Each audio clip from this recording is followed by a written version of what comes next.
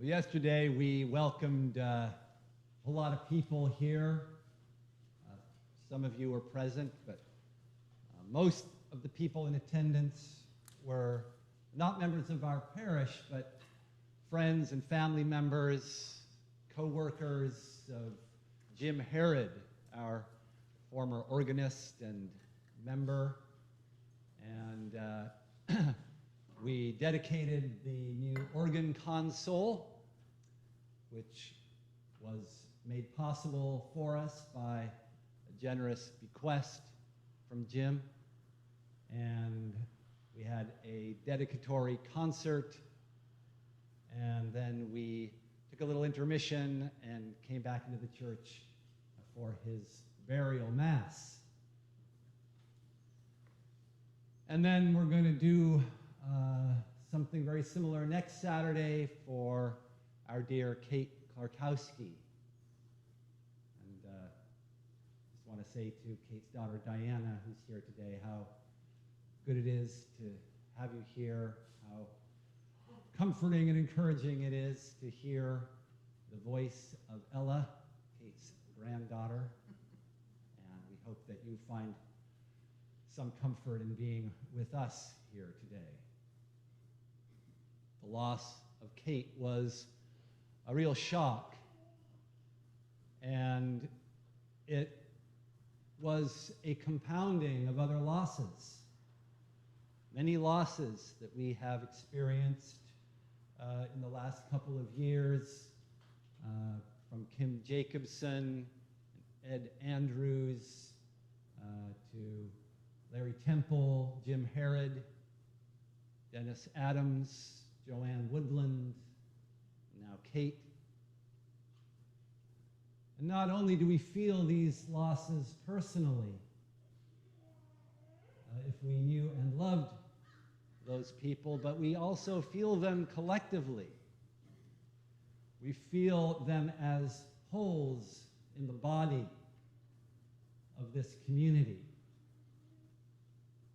And it arouses in us a greater sense, perhaps, of loss and anxiety about our future, about what is still possible for us in this place, in this time when there are so few of us, and those who remain are, on average, getting older. And one by one, disappearing. Of course, others are coming, which never quite fails to surprise. Something calls them here. But perhaps one of the things that they come seeking is the truth. The same thing that brought us here. The rock bottom truth about our lives, about the world, about God, whoever that is, and how God has revealed himself to us in Christ.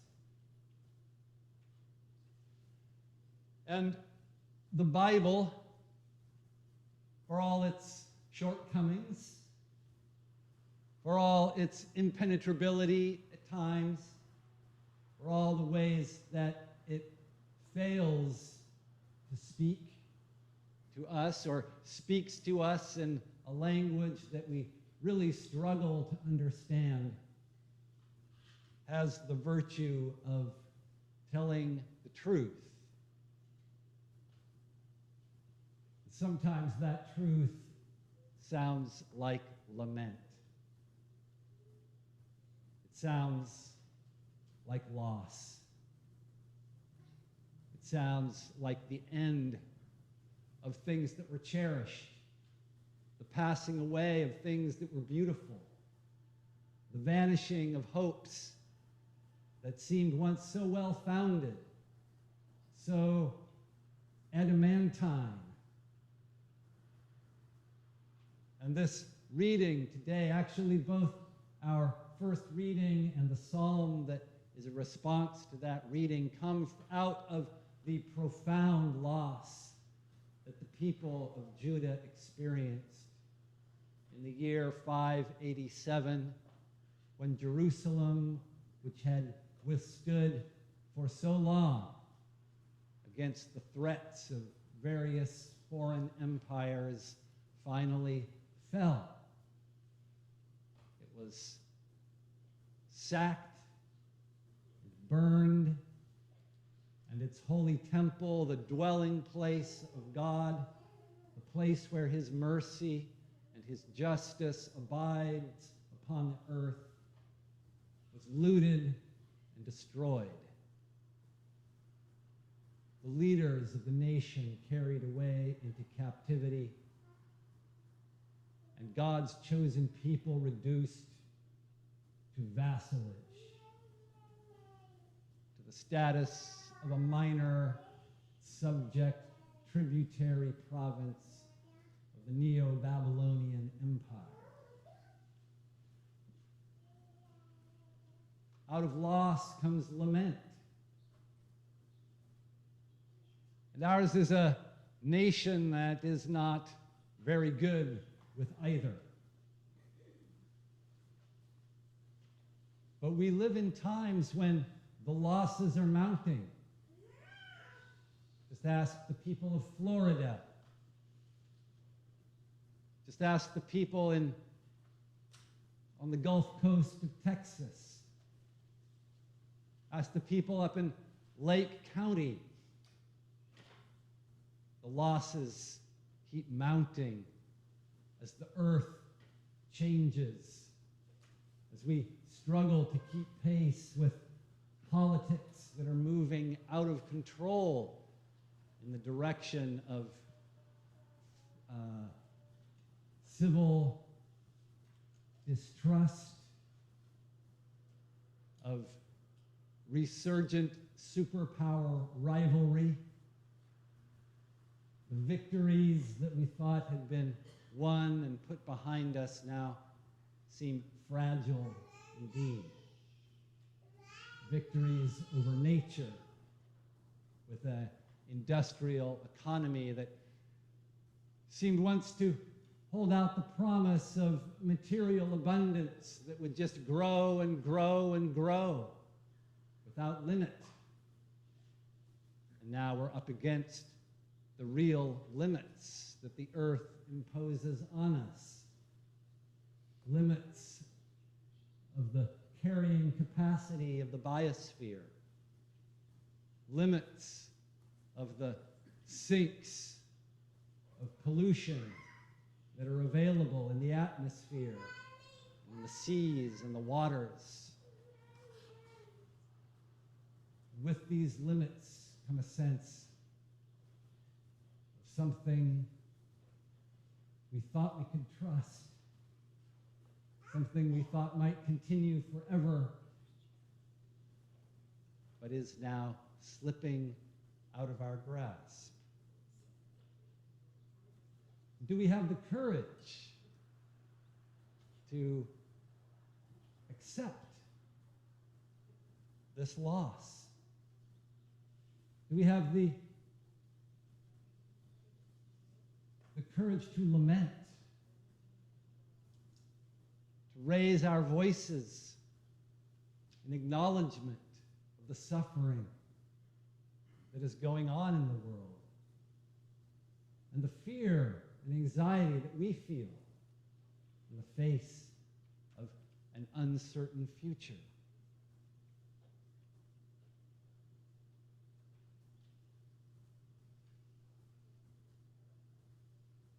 And most of all, do we have the courage to find in these losses our real hope? Because that's the turn that the people of Judah were able to make in the face of this terrible, terrible loss and suffering that they endured. The realization that this punishment that had fallen not just some kind of random act of a cruel and vindictive God,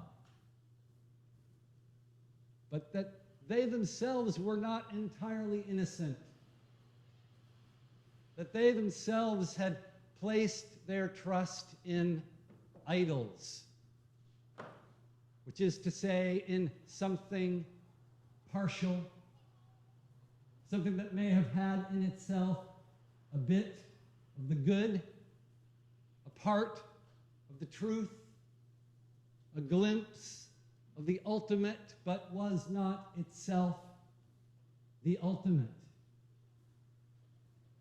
was not the real, living Creator God, that they had placed their faith in the wrong place, but that it was not too late for them, because the mercies of God are everlasting. They are new every morning. God's faithfulness is greater than our ignorance. God's kindness is greater than our shortcomings.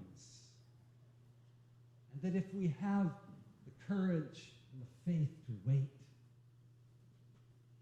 to trust, to look perhaps out of the corners of our eyes, in the places we are not accustomed to look, for hope and encouragement, it just might be there.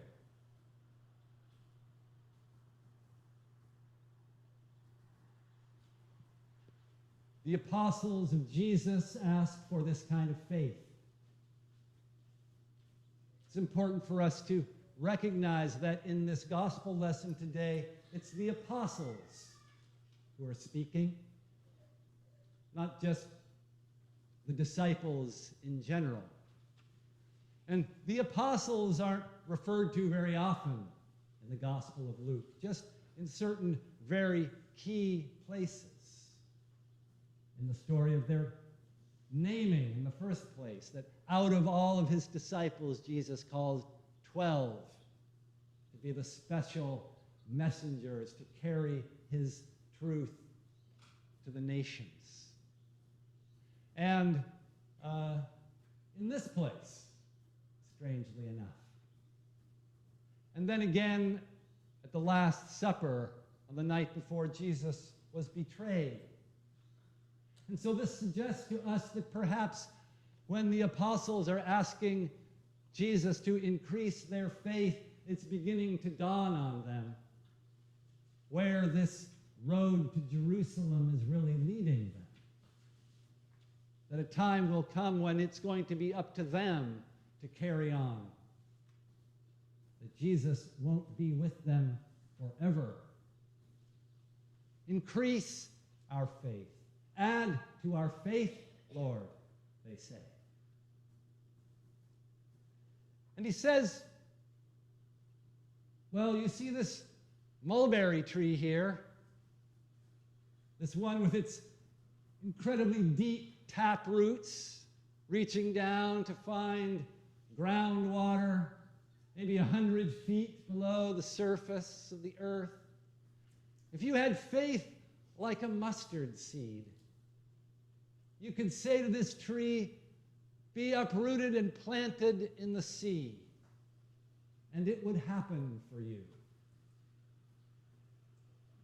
Now, a mustard seed, you'll remember from the parable, is very small, the tiniest of all the seeds that one might plant. And so Jesus could be saying that all it really takes is the least little bit of faith. So why are you asking me to give you more? You've either got it or you don't. But the other thing about the mustard seed is that from this tiny origin, this little unpromising bit of a seed can grow a great shrub, almost like a tree itself, that birds of the air can come and build their nests in. But that takes some time. That has to unfold according to its own pattern. And so if you're going to plant just one little seed that has the promise of becoming a great tree that the birds can come and nest in, would you really want to plant it in the sea? In other words, be careful what you wish for. Your faith, even if it's just a little bit, can do anything. It can do anything you ask.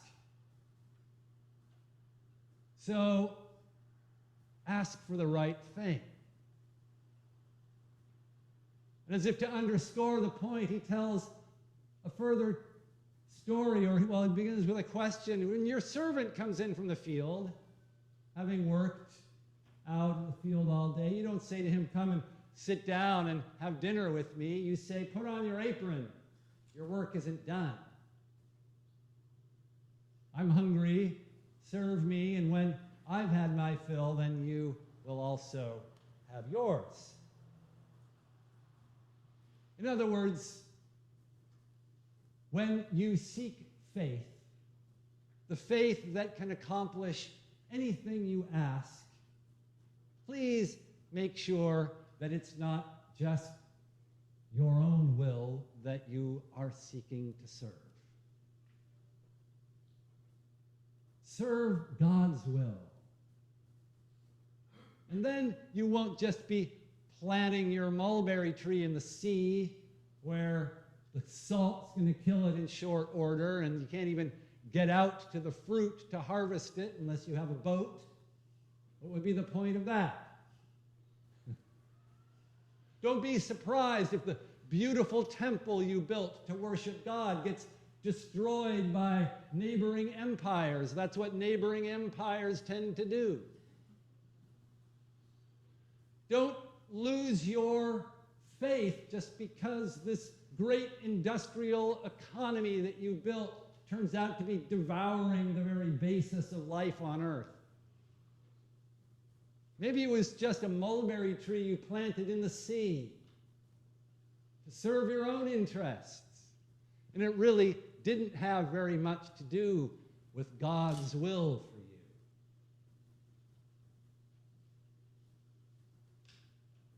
There is hope. But it's only in one place. Our only hope is in God. It's really pretty simple. And our faith in God can do anything.